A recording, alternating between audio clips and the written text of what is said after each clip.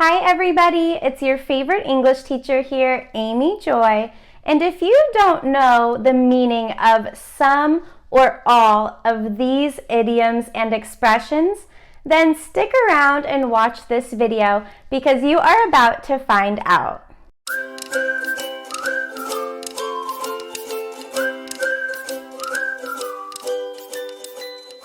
So I'm going to show you a conversation between me and my best friend, Sam. Now, Sam is my best friend in real life. Hi, Sam! But this situation is imaginary. So, just imagine that I had an interview and Sam is asking me how it went. Sam says, "Hey, how was your interview?" And I say, "Wow, good timing. I was just about to text you. I just finished. I think it went really well, but I don't want to get my hopes up. I know a lot of people applied for the job." Sam: "I'm sure you did great. When do you hear back?" Me: "They should tell me this week if I move on to the next interview." Sam says, "Have you asked about the salary yet? I know you said they don't pay very well." And I say, "No, I haven't asked yet. I'll cross that bridge when I get there. I want to get through the interviews first." To be honest, it could be a blessing in disguise if I don't get it, because there is a new position I am looking at with higher pay too. They pay a lot more, and I will be loaded if I get it.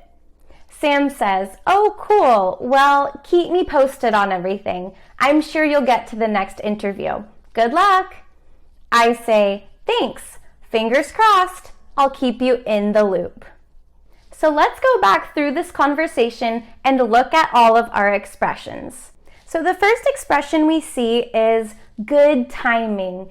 We say this phrase when something happens at a good time, but it's usually on accident or not on purpose. And in this example, Sam texted me about my interview right when I finished the interview. So I said good timing. The next idiom we see is to get one's hopes up. And we say this phrase when we don't want to get excited about something because it has not happened yet or it might not happen. And in our example, I don't want to get my hopes up because I might not get the job. Some other examples with this phrase include, "I don't want to get my hopes up that we'll win the game," or "I don't want to get my hopes up that I will get into my favorite school." And oftentimes in a conversation, we just say this as a single sentence, "I don't want to get my hopes up." The next expression we see is to hear back from someone. And this means to get an answer, to get an update, or to get news from someone. And in our example, I am waiting to hear back from the company about the results of my interview.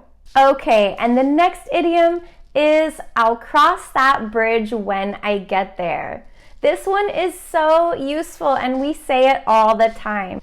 This means that we will not worry about a problem until the problem comes. Or we will not fix or handle or deal with a problem until it actually is a problem. And the idiom is basically a metaphor. The bridge is the problem, and we will not deal with the problem. We will not cross the bridge until we get there. And in our example, I don't want to worry about my pay or my salary until I get the job.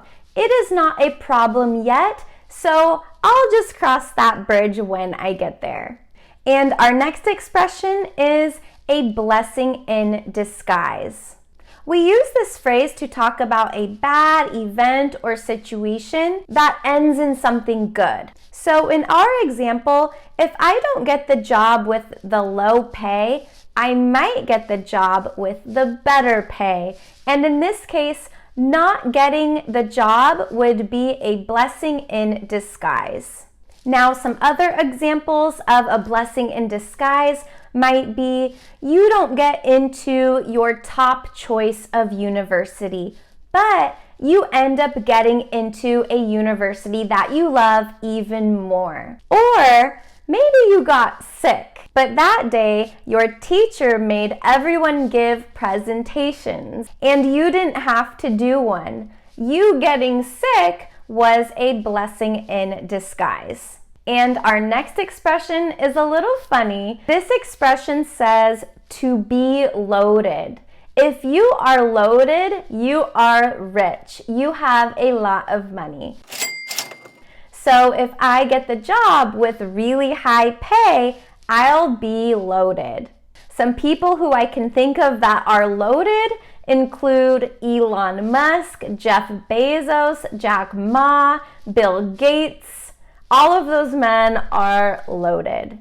If you have found this video helpful so far, I am keeping my fingers crossed that you will like this video and subscribe to my channel so that I can continue to help even more English language learners. Our next idiom is keep me posted.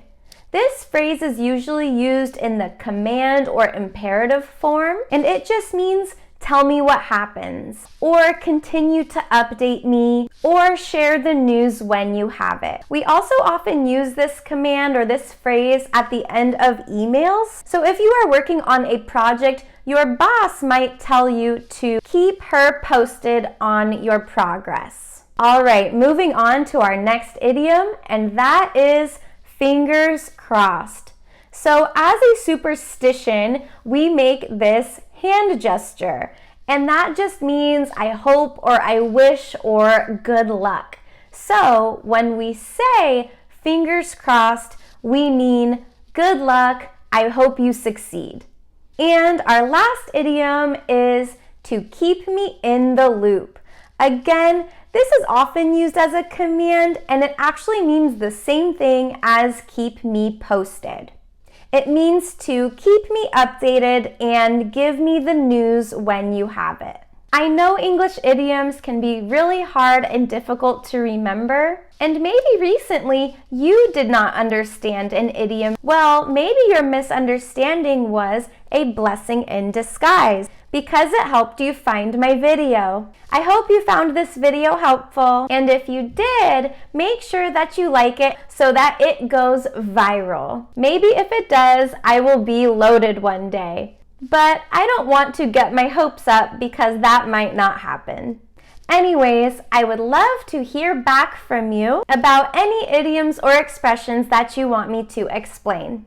But I'll wait to hear from you and I'll cross that bridge when I get there. So keep me posted, keep me in the loop, and I'll keep my fingers crossed that you continue to understand more English idioms. Thank you so much for watching this video. I hope you enjoyed it and learned something new, and I will see you next time. Bye!